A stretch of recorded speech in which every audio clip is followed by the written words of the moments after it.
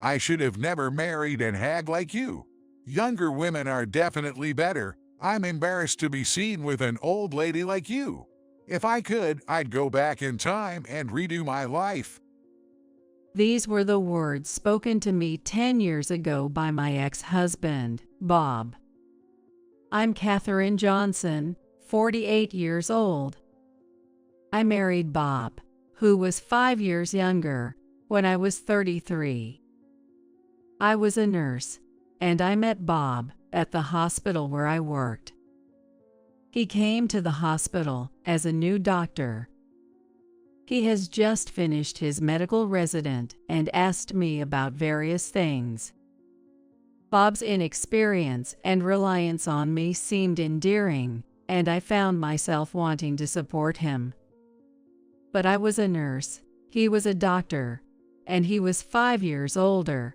I had no idea to dating. But as he kept talking to me daily, I couldn't ignore him, and we naturally started dating. I was a bit concerned about our age difference, but he didn't seem to mind, so eventually, I didn't either. And so, after dating for 2 years, we got married. But 5 years after our marriage, he started to constantly say hurtful things like, I should have married a younger woman. At the hospital, he was noticeably having fun chatting with the younger nurses, but I tried to ignore it. Even if I made a blur in such a place, I just could be miserable. Then one day, I found out about Bob's affair. The mistress was his former patient, someone I had never met, as she was from a different apartment. She was 10 years younger than me. I can't expect to have kids with an old lady like you. She is pregnant with my child. What? He said with a laugh, as if his affair was perfectly justified. I didn't want to be with such a man anymore, so I accepted divorce. When I told him I'd be seeking alimony, he was furious. I've been married to an old hag like you for 5 years. You talking about alimony, I should be the one getting paid. He talked fast and furious more than expected. He seems that he never thought he would be charged for an alimony even though he had an affair. Bob's father reached out to me. He excused his son's actions, saying, it's natural for a young man to have an affair with a younger woman, completely ignoring his son's fault. Bob insisted that he wouldn't pay for anything, so I decided to consult with a lawyer. I had been insulted and cheated on, so I couldn't just be silent. The lawyer agreed that seeking alimony was my right, and I decided to leave all the procedure to them. It's often said that divorce is harder than marriage, and I found that to be true. Thanks to the lawyer, I got the alimony and moved out of the apartment which we shared, and I started my life as a single woman. I changed my last name back to my maiden name, Martin, from my married name, Miller. Thankfully, Bob was transferred to another hospital. I don't need a hospital with a greedy old hag like you. He sneered when he left. He probably thought marrying his mistress immediately after our divorce would look bad. I was impressed that he already found the next workplace. But as they say, you can't shut people's mouths. Rumors about me being dumped by Bob for cheating spread, and I felt everyone's eyes on me. Eventually, the suspicion and gossip took a toll on my mental health, and I resigned from the hospital. After spending some time idly, I realized that, as someone who loves working and staying active, just sitting around was making me feel down, so I started looking for a new job. Luckily, I found a nursing position at a small maternity clinic just 2 stops away by train. It was a small team, but it was a warm, friendly place where I could easily interact with patients. Martin, you're really attentive, and the patients speak highly of you. The director of the hospital is pleased to have you. Thank you. But my peace didn't last long. That's when a pregnant woman, referred from another hospital, came in, and I was surprised to hear her name. Suzanne Miller, the same name as Bob's mistress. I thought it could be the same name and confirm it. Her husband's name was Bob Miller, a doctor, and indeed, he was my ex-husband. There was no maternity department at the hospital where Bob worked, and she had recently moved nearby, being referred to this hospital by her previous one. I had returned to my maiden name after the divorce, and although we knew each other's names, we had never met face to face. It seemed she hadn't realized who I was either. But I never imagined I'd encounter her here. What to do? I hesitated to tell anyone she was Bob's mistress. Days passed without me being able to say anything. Then one day, Bob came for a checkup with his wife. What? Bob's eyes widened in surprise upon seeing me. He must not have expected to find me here. I didn't want to see him again, either. What are you doing here? He asked, and his wife seemed to realize who I am. This person. Maybe. You came to this hospital just to harass us. That's ridiculous. I was here before you. There was no way I could have known Bob lived near this hospital. But Bob wouldn't listen, accusing me of following them around to harass him. You're following me to harass me, aren't you? Don't be silly. Why would I do that? You're a greedy woman who took my money after being dumped for being old. I don't trust you. He shouted in the examination room, making our relationship known to everyone around. I felt everyone's judgmental stares, even though Bob was clearly in the wrong. Well, I'm scared. Ever since I came here, I felt she's been giving me mean looks. What if she does something to my baby? His wife added dramatically, tearing up. Keep her away from my wife. She might do something, Bob said, and the attending doctor asked me to leave the examination room. It wasn't that they doubted me, but it was the only way to defuse the situation. I understand that patients come first. I didn't even want to be there. But I felt miserable. Now everyone knew about my divorce, and I became conscious of their stares. In addition, Bob's wife keeps going here and says my bad word every time she comes. Even though everyone knows that I'm not bad, the other person is a patient. Moreover, an important body that gives birth to a baby. No one could say anything, caught between not wanting to upset her and avoiding personal involvement. My work environment became unbearable. There were still over 6 months until her delivery. I couldn't endure such a tense atmosphere for that long. It was a good workplace, but I submitted my resignation. I'm sorry, but it can't be helped. It seemed that the director's face was relieved somehow. I hadn't done anything wrong, yet I wondered why I had to suffer like this. Exhausted by everything, I couldn't bring myself to look for another hospital job and returned to my parents' home in the countryside. They welcomed me without saying much. I felt guilty doing nothing, so I started working part-time at a nearby supermarket. It was refreshing and a change of pace from my nursing job.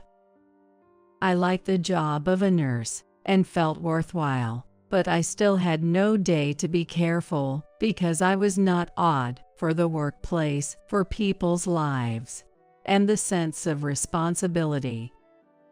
The supermarket job was a welcome relief. I didn't want to worry my aging parents and tried to handle things alone, but looking back, I wish I had returned home sooner. 3 years later, the supermarket offered me a full-time position. I was recognized for my hard work and happily accepted the offer. 4 years after that, a matchmaking opportunity came up. Would you be interested in going on a blind date? What? There's someone who might be just right for you. The department manager from our main store brought it. At that time, I was 45 and had no intention of remarrying, so I planned to politely decline, but the manager was insistent. The man was 47, like me, and also divorced due to his spouse's infidelity. The cause of the divorce was a flirtation of the spouse, like me. It had been 20 years since his divorce. Reluctantly, I agreed to meet him. Given our age, we decided to meet directly without an intermediary. When I arrived at the designated restaurant, he was already there. As I entered the room, he suddenly stood up, bowed deeply, and accidentally hit his forehead on the table. Ouch. He raised his face, now flushed red. I couldn't help but laugh at the scene, which seemed straight out of a comic. I'm Michael Johnson. Thank you for coming today. Oh, hi, I'm Catherine Martin. Thanks to the first accident, it didn't take much time to get to know. He explained that he had fallen for me at first sight during a business trip when he visited our supermarket. He had pleaded to set up this meeting. In fact, the director of the head office seems to be a senior at his university. I'd like to pursue a serious relationship, if possible. I had come with the intention to refuse, but found myself unable to say those words. In fact, I realized I wanted to see him again. After 6 months of dating, we decided to get married. My parents really liked his character and were genuinely happy for us. I was really happy to live with my husband, who always takes care of me. Given our age, we didn't plan on having children. However, when I turned 48, I fell ill. A visit to the doctor revealed a surprise. I was pregnant. I had never imagined I could get pregnant at this age, nor did I think my illness was actually morning sickness. Michael must have felt the same. It looks like there is a baby, I said naturally. He replied, "That's great news. Who's the lucky couple? Do I know them?" "Yes, you know them very well. They're right in front of you." What? "I'm pregnant." Michael looked bewildered and fell silent for a while. "Well, that's to be expected," I thought to myself. He then looked at my stomach. Our baby. When I nod, my husband turns further. He was probably overwhelmed by the unexpected news. I had ended up in that situation myself. So, you mean we're going to be parents? It seems so. Really? Yes. Wow. Her husband hugged me, making a crazy voice that wasn't like a husband. I can't believe it. It's a miracle. Is it okay to give birth? I had no idea that I wouldn't give birth at the beginning, but I was not that age. I was understandably anxious about the future. At the hospital, even the doctors had asked, "What are you going to do?" I was well aware of the risks associated with having a child at an older age, both for the mother and the baby. Not everyone around me was supportive. Some even questioned, "Do you realize how old you'll be when the child turns 20? The fear of not being able to raise a child at this age was also there. Yet, I couldn't bring myself to end a life that had just begun. What are you saying? Of course, we're keeping it. I was so relieved when Michael immediately responded that way. I thought that was my husband's obedient feeling. But as he calmed down, he began to worry about my health. Even for a man, it's easy to imagine the various complications that can arise. After much discussion and agreement between us, and consultations with the doctor, we decided to go ahead with the pregnancy. Both my parents and his were surprised and worried, but ultimately very happy for us. We decided to have the baby at a well-equipped major hospital. The obstetrics teacher was very friendly and was encouraging. On the day of one of my checkups, which was also attended by an internist for precaution, I entered the examination room alone, as Michael had an unavoidable work commitment. I was surprised when I entered. There was my ex-husband, Bob, in the room. Honestly, I couldn't believe I ran into him here again. Really? A 48-year-old pregnant woman is you? That's unbelievable at your age. Bob burst out laughing. The obstetrician and nurse did not understand his reaction, but he seemed unconcerned. "You have no right to say that to me." I'm just concerned. An old lady pregnant. That's just gross. "Is that how you speak to a patient? I can't believe you would say such a thing to a pregnant woman already dealing with anxiety. Are you even a doctor?" What are you getting so high and mighty about? You do realize most of the patients here are wealthy, right? You'd better leave before you embarrass yourself. Dr. Bob, wait a minute. "I will do so. It's ridiculous to give birth at a hospital with a doctor like you." Good, leave now. Dr. Bob, you should know this lady is the wife of a member of the wealthy Johnson family who has donated generously to our hospital. What? You might not have known since you're new here. You're kidding, but she's my ex. You and I are nothing to each other. Still, what you just said is inexcusable. It doesn't sound like something a doctor should say. Oh, I am. Bob was turning pale when Michael arrived. Sorry for being late. I'm grateful for how you've been looking after my wife. He sensed something was wrong from the tense atmosphere. What happened? Dr. Bob here was just saying how disgusting it is for a 48-year-old to be pregnant. What? Hearing this, Michael's usually calm expression changed instantly. And when I mentioned Dr. Miller, he must have realized that this man was my ex-husband. I had told Michael about my previous marriage, and he knew Bob's name and profession.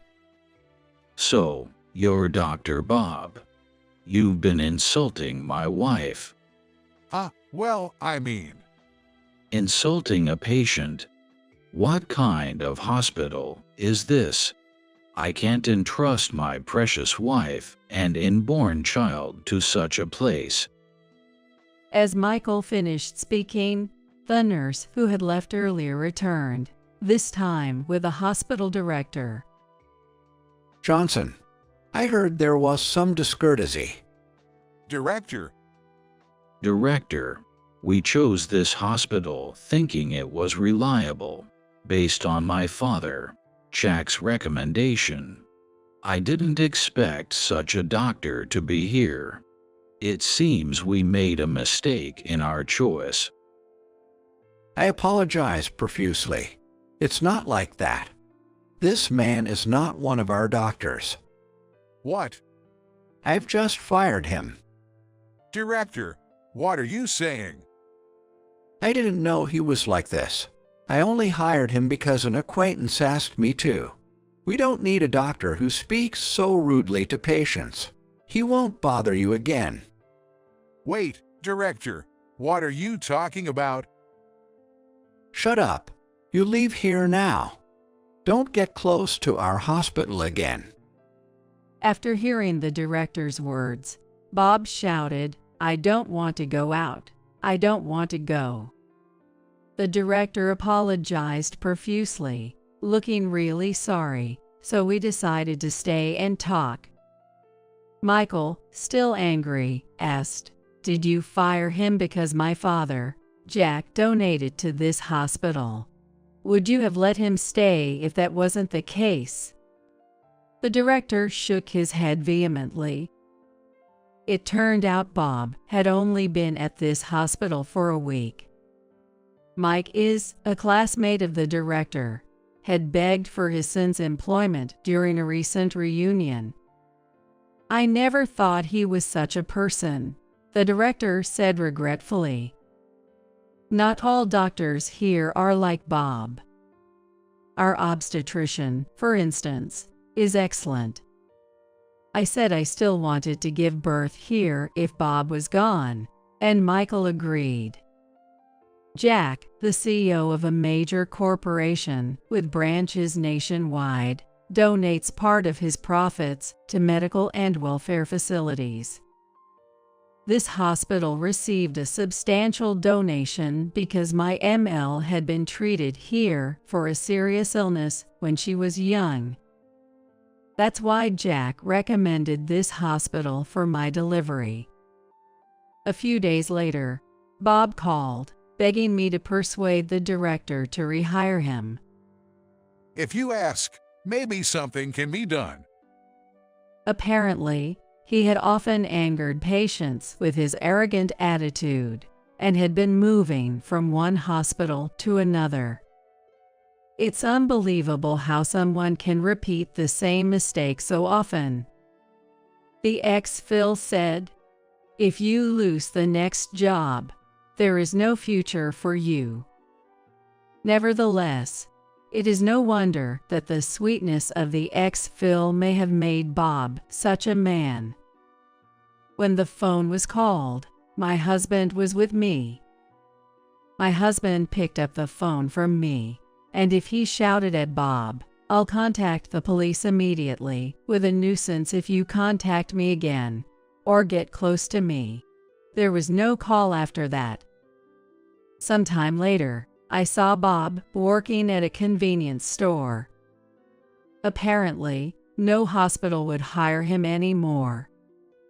He was crying, saying his wife and child had left him, but I felt no sympathy. I decided to avoid that convenience store in the future. The following year, I safely gave birth to a girl. She's a beautiful and healthy baby girl. No matter what, no matter how hard it is, I have decided that I will take care of her with responsibility. However, the husband mellowed to the child from the moment of birth.